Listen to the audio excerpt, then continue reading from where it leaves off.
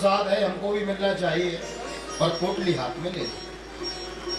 कृष्ण ने सुदामा को क्या दिया यह कोई नहीं जानता, केवल कृष्ण और रुक्मिणी के सिवा। अब सुदामा जी बोले, लाला तेने हमारे बारे में तो सबरी बात पूछ ली, लेकिन अपने बारे में कछु बतावेगो के ना है? बोले हाँ जरूर बताएंगे ना। बोले तेरा विवाह भयो के ना है? बोले बिल्कुल विवाह है ना, यही मिलवा देते हैं।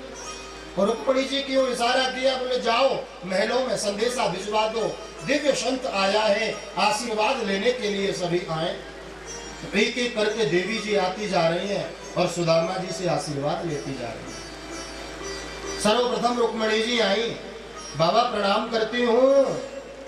सुदामा जी आशीर्वाद दे रहे, देवी चिर सौभाग्यवती भव, पुत्रवती भव, पति प्रिया भव। और जैसे ही रुक्मिणी जी गई, सुजाम्बवती जी आ गई, बाबा प्रणाम करती हूँ। अब सुदामा जी चक्कर में पड़ गए। कन्हैया से बोले, लाला सुनियो। बोले हाँ। बोले अब ये कौन है? बोले ये भी वही है। सुदामा जी बोले, अच्छा दो दो विवाह है तेरे, बड़ी ठाट है भैया, बड़ी मौज है तेरी। देवी चिर सौभाग्यवती भव, पति प्रिया भव, पुत्रवती भव। और जो जाम्बवती जी गई सो सत्यभामा, बाबा प्रणाम करती हूँ। सुदामा जी बोले, अब ये कौन है? बोले भैया बार बार मत पूछो ये कौन है, अब जितनी आ रही है सब बे ही है। अच्छा इतने विवाह करे तेने? मैं बताऊं? बोले ना ना हम गिन लेंगे, गणित कमजोर थोड़ा ही है हमारी, गिन लेंगे हम। सुदामा जी गिनते जा रहे हैं, आशीर्वाद देते जा रहे हैं। देवी चिर सौभाग्यवती भव, पुत्रवती भव, पति प्रिया भव। गिनते गिनते गिनते गिनते दिमाग गर्म हो गया। तकरीबन कृष्ण की 250 पत्नियां प्रणाम करके चली गई। गिनती करते करते खोपड़ी गरम और आशीर्वाद देते देते हाथ भी थक गया। पहले कह रहे थे पति प्रिया भव, पुत्रवती भव, और अब तो गला बैठ गया आशीर्वाद देते देते। तो शॉर्ट में भव भव भव आती जा रही है, प्रणाम करती जा रही। और तकरीबन जब 500 कृष्ण पत्नियां प्रणाम करके चली गई, तो सुदामा बोले, लाला सुनियो, कहा बात है, कान में कहेंगे। और जैसे ही कृष्ण ने सुदामा के मुख के पास कान किया, सुदामा जी धीरे से पूछते हैं, अभी कितनी और है? अरे बहुत है, जितनी बैठी है सब अपनी ही तो है। अच्छा लाला कितने ब्याह करे तेने? बोले मित्र हमारे विवाह वही 16,108। सुदामा जी चकित है कि बोले, वारे वाह कन्हैया तेरे बड़े ठाट। हाँ इतने विवाह? अब देख मैं दुबलो पतलो ब्राह्मण, मेरे सबको आशीर्वाद देने की सामर्थ्य तो है ना है। एक काम कर, ये सब तेरी अर्धांगिनी और तू इनको अर्धांग, इन सबकी ओर से तू ही लोग को प्रणाम कर ले, तो हमें सबको आशीर्वाद मिल जाए। भगवान को भी अपने चरणों में जो झुका दे, ये भक्ति में सामर्थ्य होती है। और भगवान कृष्ण ने सुदामा के चरणों में प्रणाम किया है। सुदामा जी ने सभी को आशीर्वाद दिया है, सभी आनंदित हुए हैं। बोले द्वारिकाधीश भगवान की जय। एक रात से ज्यादा रुके नहीं सुदामा जी द्वारिका में। दूसरा दिन हुआ, बोले मैं चलना चाहूंगा, तेरी भाभी याद करती होगी। बोले अच्छा भैया। और कृष्ण से विदा प्राप्त करके सुदामा जी चले आ रहे हैं। मन मन में सोच रहे हैं, कृष्ण कितना दयालु है, कितना कृपालु है। मेरे जैसा नितांत दरिद्र ब्राह्मण, गरीब ब्राह्मण, मेरे को कृष्ण ने अपने हृदय से लगाया। न जाने मेरे कौन से जन्म के पुण्य उदय हुए। सुखदेव जी वर्णन करते हैं कि मनेन कृतं पुण्यम अवधूतेन भिक्षुणा श्रियाहीनेन लोकेस्मिन् गर्हितेन धनेन च। अरे भैया मेरो कन्हैया बड़ो दयालु है, बड़ो कृपालु है। कन्हैया की तो एक ही शर्त है, क्या? पत्रम पुष्पम फलम तोयम यो मे भक्त्या प्रयक्षति तदहं भक्त्युप्रहतं अस्नामि प्रयतात्मना।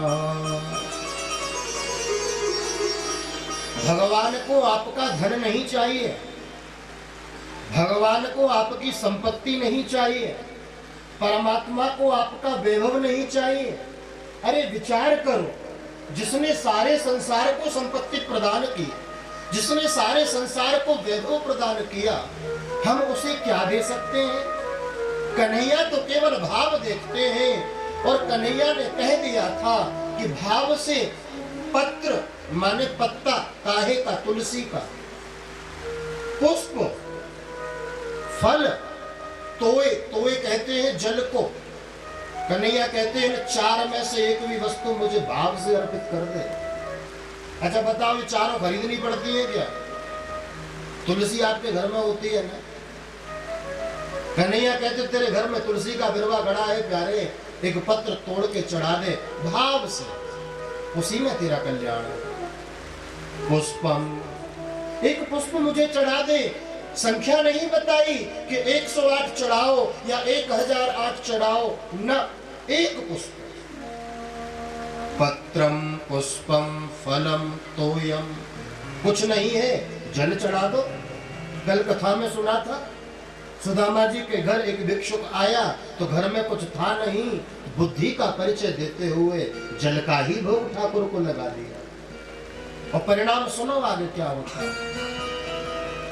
कहने का तात्पर्य है परमात्मा के देव द्वारा दी गई प्रदत्त वस्तु को परमात्मा को ही अर्पित करना है, तेरा तुझको अर्पण। लेकिन शर्त इतनी है, उसमें भाव होना चाहिए, मन में प्रेम होना चाहिए। सच्चा प्रेम से यदि एक पत्र पुष्प भी आप गोविंद को दोगे तो गोविंद उसे प्रेम से स्वीकार करेंगे और आपका कल्याण होगा। सुदामा जी मन में प्रसन्न होते होते आ रहे हैं, और बहुत दिन बाद जब पोरबंदर गुजरात अपनी कुटिया के स्थान पर पहुंचे तो देखा वहां कुटिया तो गायब है, बड़े सुंदर सुंदर महल बने हैं, हाँ, सोने के महल। सुदामा जी ने सोचा यहाँ मेरी कुटिया थी, ये नगरी किसकी बस गई? घबराए, बड़ा सुंदर वर्णन किया है। सुदामा मंदिर देख डरे, सुदामा मंदिर देख डरे, सुदामा मंदिर देख डरे, मंदिर यहाँ तो हदी मेरी टूटी सी झोपड़ियाँ, यहाँ तो हदी मेरी टूटी सी झोपड़ियाँ, यहाँ तो हदी मेरी टूटी सी झोपड़ियाँ, यहाँ तो हदी मेरी टूटी सी झोपड़ियाँ, कंचन में खड़े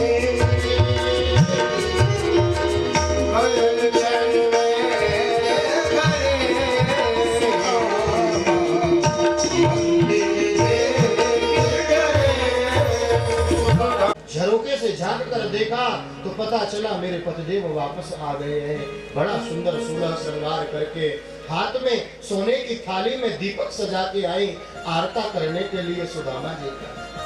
और सामने से चली आ रही तो सुदामा जी पहचान नहीं पा रहे श्रीमती जी को, क्योंकि जब गए थे तो बड़ी दुबली पतली थी, और अब आए हैं तो ठीक ठाक है, जान नहीं पाए, पहचान नहीं पाए। सामने आ रही तो सुदामा जी को लगा किसी की आरती करने जा रही है, मेरे पीछे कोई होगा, तो किनारे हो गए, और जैसे ही किनारे हो तो देवी जी फिर सामने आ गए।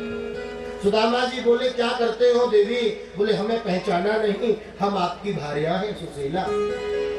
सुदामा जी बोले देवी ये इतनी महंगी साड़ी, ये सोने की थाली, ये महल अटारी, ये सब कहां से? बोले ये सब आपके गोविंद मित्र कृष्ण की कृपा है, कृष्ण का प्रताप है, कृष्ण का आशीर्वाद है।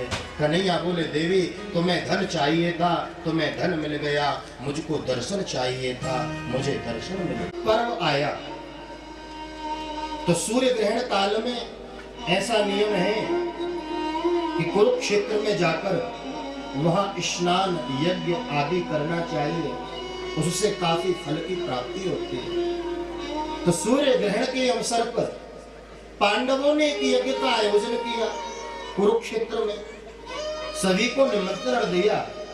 प्रेम से बोलो राधे राधे। गुरु पुत्र लाकर प्रदान किया था, तो आज देवकी रोती रोती कृष्ण के पास में पहुंच गई और बोली, नाना कन्हैया, मैंने सुनी तू भगवान है। कन्हैया बोले, माँ क्या चाहती हो? बोले, नाना मैंने सुनी तैने अपने गुरुजी को पुत्र लाए के गुरु दक्षिणा में प्रदान कियो गुरुजी को, और यदि तू सच में, तो यदि तू भगवान है तो मेरे पुत्र से एक बार मुंह को मिलाए दे, तेरी बड़ी कृपा होगी। भगवान कृष्ण बोले, माँ जीवन में प्रथम बार तो तूने कुछ मांगा है, तेरी इच्छा की पूर्ति मैं अवश्य करूंगा। और कन्हैया तुरंत सुतल लोक में गए और अपने बड़े भाई 6 पुत्रों को लेकर आए। माता देवकी के स्तनों से अनायास दूध झरने लगा है, बालकों ने दूध पान किया है। मुक्त भाव से दुग्ध पान करते हुए माता को बड़ी तसल्ली हुई है और वह बालक पुनः अंतर्ध्यान हो जाते हैं।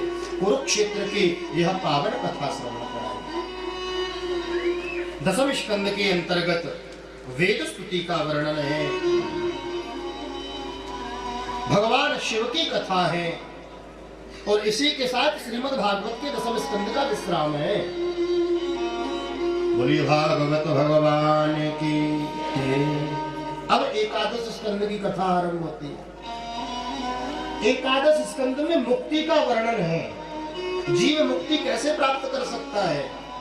और एक बात बताऊं, अमरनाथ में जो भगवान शंकर कथा सुना रहे थे पार्वती को, और तो सब कथा सुनी उन्होंने, लेकिन जब एकादश स्कंद की कथा आई ना, तभी पार्वती जी को निंद्रा आ गई और वो कथा नहीं सुन पाए। यह एकादश स्कंद बड़ा ही मार्मिक स्कंद है। हमारे ब्रज में वृंदावन में तो 7 दिन इसी के ऊपर कथा चलती है। वैराग्य का लक्षण, त्याग का लक्षण, भक्ति का लक्षण इस एकादश स्कंद में विद्यमान है। आइए हम भी थोड़ा सा इसका चिंतन कर लें। बड़ा ही सुंदर पावन प्रसंग कि कृत्वा दैत्यवधं कृष्णः सरामो यदुभिर्व्रतः भुवोऽवतार यद्भारं जनिष्ठं जनयन् कलिम्। एक दिन भगवान कृष्ण एकांत में बैठे थे और सोच रहे थे, मैं इस धराधाम पर क्यों आया। तो कन्हैया का विचार जगा, मैं आया था पापियों का नाश करने के लिए, पुण्य की स्थापना करने के लिए, और तो पापियों का सभी का नाश हो गया, लेकिन मेरा यदुवंश अब बहुत बड़ा हो चुका है। कहीं ऐसा न हो कि यह कुमार्ग का पथिक हो जाए, तो क्यों ना इसका भी कल्याण कराया जाए। भगवान के मन में ऐसा विचार जगा। यदुवंश में ही भगवान है, भगवान अपने जाने की तैयारी कर रहे हैं। प्रेम से बोलो राधे राधे।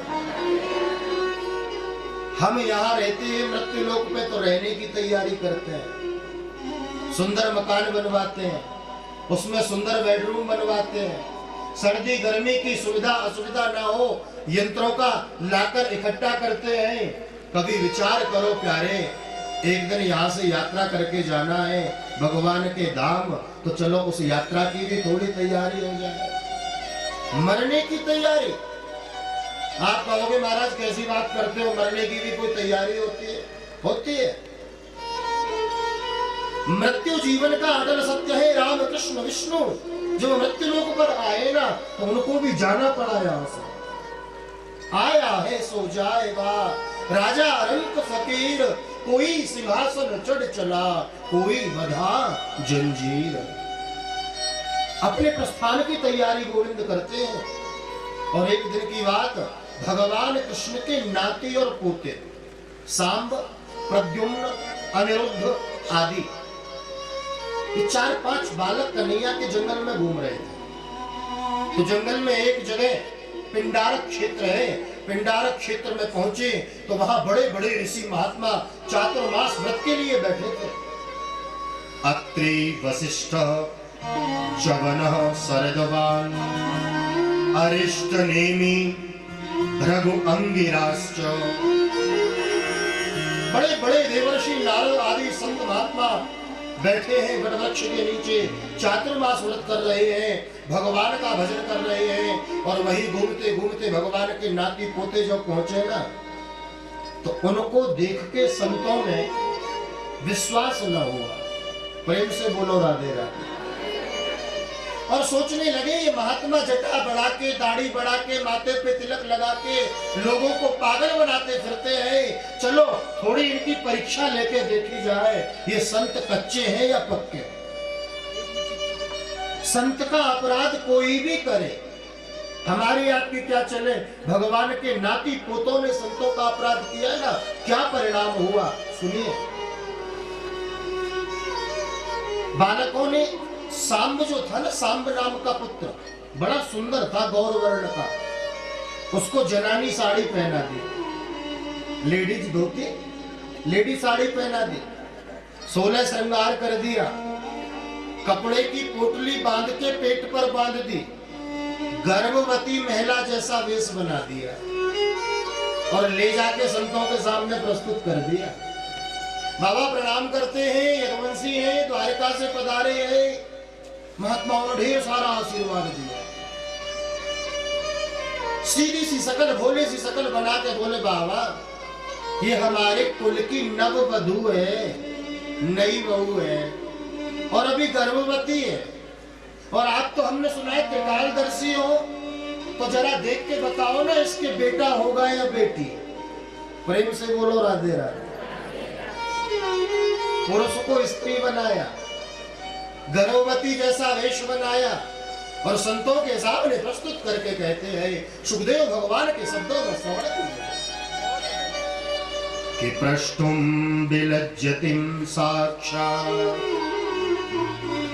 प्रभूता मोघ दर्शनी प्रसोष्यन्ति पुत्र कामा किंस्वित संजनयिष्यति। संकोच में है, पुत्र चाहती है लेकिन आपसे पूछ नहीं सकती, इसलिए हम आपसे पूछ रहे हैं। हमारे कुल की वधू है, भाभी जी है हमारी। प्रेम से बोलो राधे राधे। और बाबा जरा देख के बताओ इसके बेटा होगा या बेटी। और संतों ने नाक आंख बंद करना आरंभ किया, लंबी लंबी सांस खींचे, बड़ा ध्यान लगावे, लेकिन कुछ हो तो ध्यान में आवे, कुछ है ही नहीं। संत मुस्कुराए, बोले भगवान के बालक हो, भगवान के वंशज हो, इसलिए तुमसे कुछ कहते नहीं, जाओ चले जाओ। संतों से व्यंग करते हो, महात्माओं से व्यंग करते हो, जाओ लौट जाओ। तो इतने में एक बालक पीछे से आके कहता है, बोले कुछ आता हो तो बताएं, हम तो पूछने के लिए आए, वैसे ही महात्मा बने फिरते हैं, कुछ आता ही नहीं है इनको।